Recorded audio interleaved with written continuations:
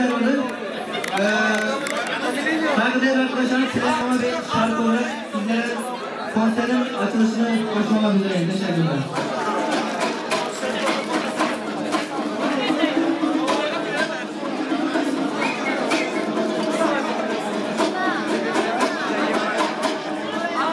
Assalamu alaikum, salamay tambarina.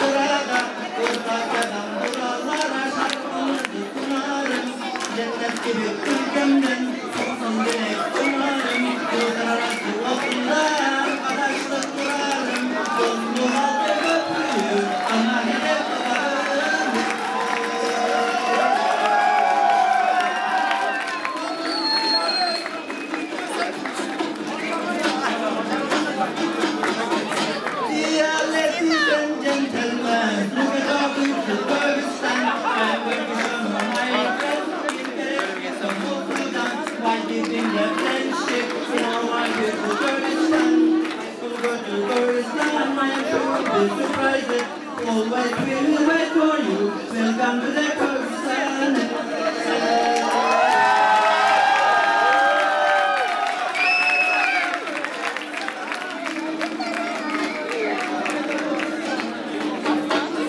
Sındımaklı tutukan geçi beyir yerden biz dünyayeniz tuttanman kutuyuz yerden biz napırız Ağustan tipur degen derbe biz Kırgızlardan aklından Kıyıs kalan